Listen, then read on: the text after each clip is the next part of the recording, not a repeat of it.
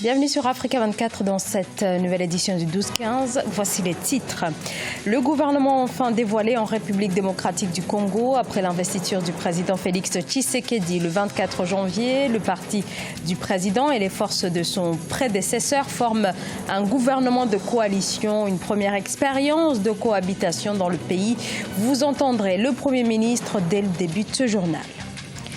Le Cameroun et la montée de l'insécurité dans plusieurs régions. Pour y faire face, l'État se dote d'un centre national de commandement de vidéosurveillance. Maltraiter et abandonner, une réalité pour certaines personnes atteintes de pathologies psychiatriques sur le continent africain. Mais les initiatives se multiplient pour en finir avec l'indifférence. Reportage à suivre au Sénégal. 7 mois après l'investiture du président Félix Tshisekedi, un gouvernement est enfin formé en République démocratique du Congo, une équipe de 65 ministres. Et pour la première fois, le pays va connaître une cohabitation puisqu'il s'agit d'un gouvernement de coalition entre OCAH, les forces politiques du chef de l'État, et le FCC de son prédécesseur Joseph Kabila, qui a gardé la majorité au Parlement. La coalition détient au total 42 ministères, une équipe composée à plus de 76% de nouvelles figures. Pour autant, difficile de parler de rupture car plusieurs anciens ministres de Joseph Kabila figurent dans le nouveau gouvernement et à des postes régaliens. On va entendre le Premier ministre Sylvestre Ilunga Ilunkamba qui revient sur la composition de son gouvernement. Le président de la République, chef de l'État, a enfin signé l'ordonnance. Donc aujourd'hui, le gouvernement ayant été constitué, on se mettra bientôt au travail. Comme vous le savez, la formation du gouvernement a obéi à un certain nombre de critères. Les provinces, ont tous été servis. Il y a le Grand Kasaï, 25%, le Grand Kindu et Kivu, 22%, le Grand Katanga, 15%, le Grand Bandundu, 14%, le Grand Équateur, 9%, Congo central, 9% et province orientale, 60%. 6%. En ce qui concerne le genre, il faut dire que les hommes ont eu 83% de postes, tandis que les femmes, 17%. Ce pourcentage est encore faible, mais il faut le pondérer par l'importance des portefeuilles qui ont été attribués aux ministres femmes, de telle sorte dans cette matière, il y a eu une grande innovation.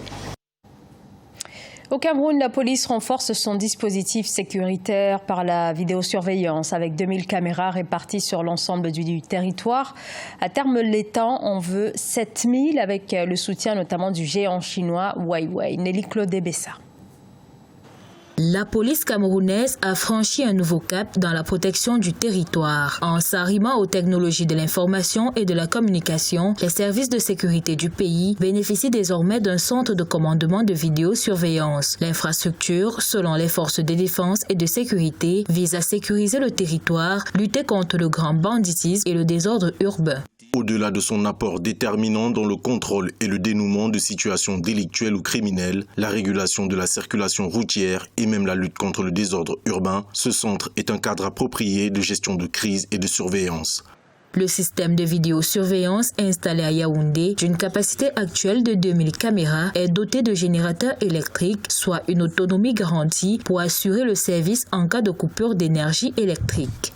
C'est c'est un élément qui marque une volonté d'ajustement de la politique camerounaise à son environnement d'origine. Sûrement, il vient en réponse à une lutte en termes d'information pour justement aider ces éléments de la police à être davantage dans une logique d'anticipation. À terme, les autorités s'attendent à avoir 7000 caméras de vidéosurveillance pour la couverture des 10 régions du pays et la mise en place d'un système de gestion d'appels d'urgence. Le gouvernement ghanéen ambitionne d'augmenter la production de caoutchouc et capitaliser sur le secteur. Une dynamisation de l'industrie est donc en perspective pour le Ghana qui tente de diversifier son économie et réduire ainsi sa dépendance vis-à-vis du cacao. Le pays dispose en tout cas de conditions climatiques et un sous-sol favorable au Ghana où des sites comme l'usine de pneus qui se trouve à l'ouest du pays pourraient ainsi être réhabilités. Les forêts de mangroves menacées notamment en Côte d'Ivoire. Les mangroves, une zone pourtant essentielle pour la reproduction de moins 80% des espèces de poissons. Mais en Côte d'Ivoire, vous allez le voir, la coupe anarchique et non réglementée a réduit la plupart des forêts. Aïssatou Bari. La Côte d'Ivoire a perdu en moyenne environ 10 000 hectares de mangroves par an, passant de 30 200 hectares en 1980 à 9 900 hectares en 2000, selon les chiffres des Nations Unies. Dans ce village de Laou-Panda, une région située à 150 km de la capitale économique Abidjan, les habitants utilisent le bois récolté dans les mangroves pour diverses activités. La coupe abusive a détruit la mangrove, mais également le poisson se fait de plus en plus rare. Cette année-là, vraiment, on a payé Fago pour ne rien. L'argent, il va, il ne gagne rien. La faim nous tue. On ne sait pas ce qu'on fait dans la houle. On ne sait même pas. Sinon, c'est dur. La Côte d'Ivoire n'est pas le seul pays confronté à cette situation. L'Organisation des Nations Unies pour l'alimentation et l'agriculture estime qu'entre 1980 et 2007, l'Afrique a perdu 500 000 hectares de mangroves. D'ailleurs, le 2 juillet 2019, la Côte d'Ivoire a accueilli une réunion des ministres de l'Environnement de 22 pays africains pour lutter efficacement contre la destruction des mangroves. Aujourd'hui, ce dont on a besoin effectivement pour restaurer et réhabiliter l'ensemble des mangroves dégradées, nous situons autour de 400 à 450 millions de dollars pour prendre toute la façade atlantique du continent africain. Les mangroves ont récemment été reconnus comme un élément clé du cycle global du carbone. Ils constituent l'un des écosystèmes les plus riches au monde, à la fois zone de reproduction, refuge et vivier pour de nombreuses espèces. Le gouvernement ivoirien espère un financement afin de préserver et restaurer les quelques 9 000 hectares de mangroves restantes avant qu'il ne soit trop tard. Troubles psychiques et déficiences intellectuelles, quelle prise en charge des personnes concernées, une politique défaillante, des infrastructures publiques inadaptées et une discrimination persistante, dénoncent les associations qui leur viennent en aide. Gros plan sur la situation au Sénégal où ce sont surtout des particuliers qui luttent contre leur exclusion, à l'instar d'Abdoulaziz Diop, un commerçant de la capitale Dakar. Reportage entre correspondants El Hadji Ndiaye. Prendre soin des malades mentaux qui vivent dans les rues de Dakar, une passion pour ce père de famille, Abdoulaziz Diop, vivant à Sicap Mbao. Il les lave, les coiffe, les habille, puis les nourrit gratuitement. Abdoulaziz Diop n'est pourtant pas un psychiatre, il est commerçant. Toutefois, il a décidé de lutter contre une partie des facteurs contribuant à l'exclusion des déficients mentaux de la société.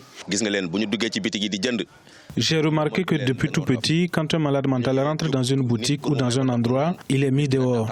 Même pour boire ou manger, on le leur refuse cela. Donc il est obligé d'aller vers les poubelles. J'ai aussi remarqué qu'au Sénégal, ils sont exclus de la société, ce qui n'est pas normal.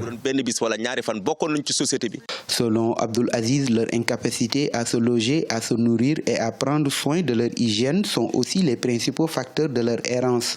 C'est depuis 1999 que Abdoulaziz Diop s'est lancé dans cette activité. Il a même réussi à avoir le concours des jeunes de son quartier pour redonner de la dignité aux malades mentaux.